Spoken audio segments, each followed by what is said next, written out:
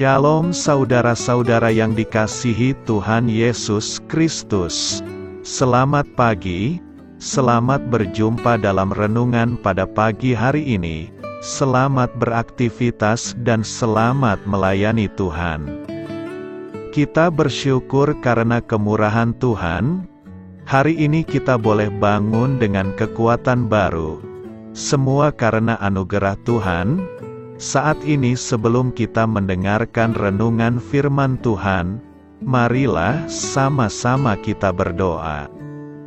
Bapa kami yang di sorga, Bapa dalam nama Tuhan Yesus Kristus, Tuhan dan Allah kami yang baik, kami bersyukur untuk berkat kemurahan-Mu, di sepanjang malam Tuhan sudah lindungi kami, dan pagi ini kami boleh ada sebagaimana kami adanya.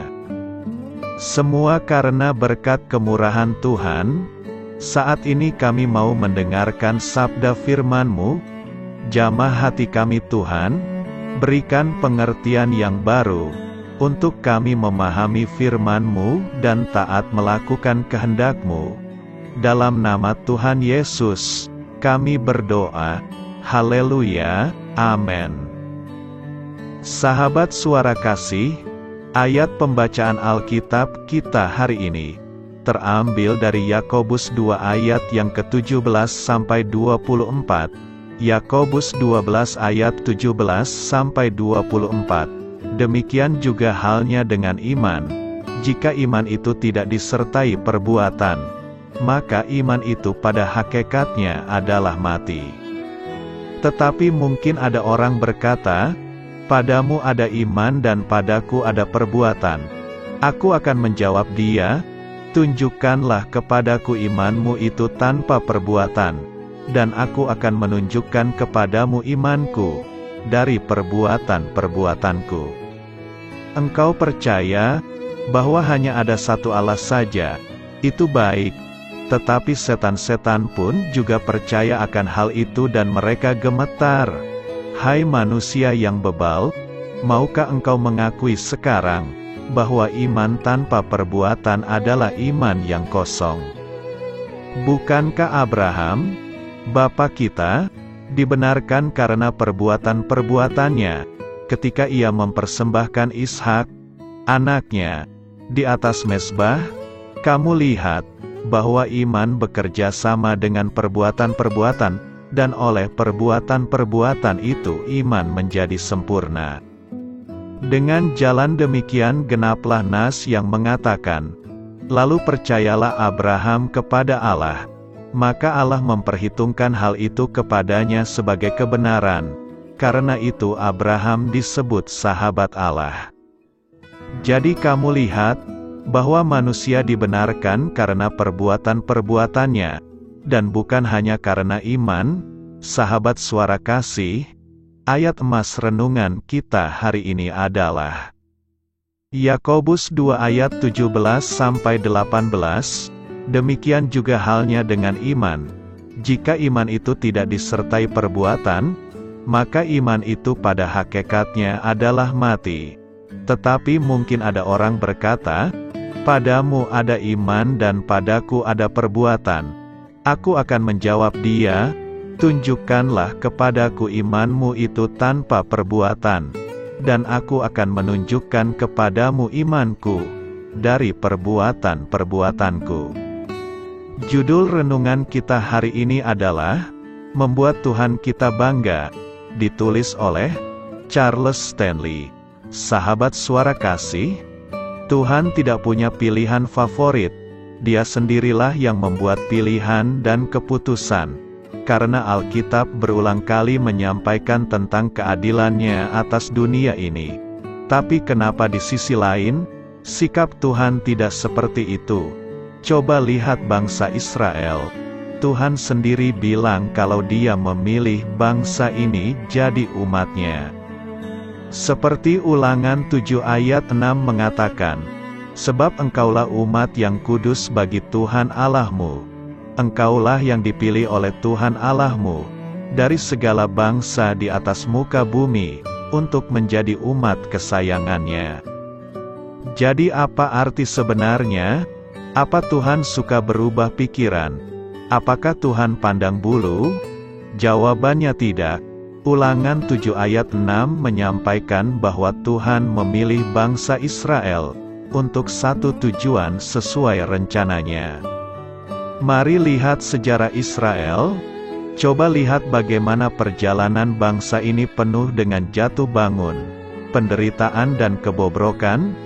Jelas-jelas Tuhan seakan tidak lagi memandang mereka sebagai bangsa pilihan, bukan? Bagaimana mungkin Tuhan membiarkan bangsa yang Dia favoritkan menderita dan mengalami kehancuran? Faktanya adalah Tuhan sendiri mengizinkan semuanya terjadi atas bangsa terpilih ini untuk suatu rencana ilahinya. Ini sama seperti Tuhan juga punya keinginan dan rencana khusus untuk kita masing-masing. 1 Petrus 1 ayat 17 mengatakan, "Dan jika kamu menyebutnya Bapa, yaitu Dia yang tanpa memandang muka, menghakimi semua orang menurut perbuatannya, maka hendaklah kamu hidup dalam ketakutan, selama kamu menumpang di dunia ini." Jadi ingatlah bahwa Tuhan memperlakukan kita sama rata. Dia bukan Tuhan yang pandang bulu. Pada saatnya, Dia sendiri akan menagih pertanggungjawaban atas apa yang sudah Dia percayakan kepada kita. Karena Lukas 12 ayat 48 mengatakan, "Setiap orang yang kepadanya banyak diberi, daripadanya akan banyak dituntut." Sahabat suara kasih, masa penghakiman akan datang, dan Dia tahu apa yang harus Dia berikan kepada kita masing-masing. Dia melakukannya karena Dia mengasihi semua ciptaannya dengan kadar kasih yang sama. Bahkan Dia sendiri berharap tak seorang pun binasa. Karena itu Dia berusaha semaksimal mungkin untuk memberi kita jalan keselamatan itu. Marilah kita renungkan, apakah kamu mau menghargai dan bertanggung jawab atas semua pemberian Tuhan dalam hidupmu? Marilah kita membuat Tuhan bangga, karena Dia tidak salah untuk memilih kita. Amin. Tuhan Yesus memberkati. Sahabat suara kasih, demikianlah renungan firman Tuhan pada pagi hari ini. Semoga menjadi berkat bagi hidup kita, dan sebelum kita memulai segala aktivitas kita di pagi hari ini, marilah kita berdoa.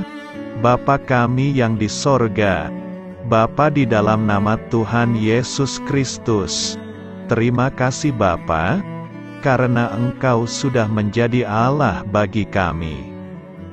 Kami juga bersyukur Bapa, untuk pertolongan-Mu, penyertaan-Mu, dan atas berkat-Mu di dalam kehidupan kami.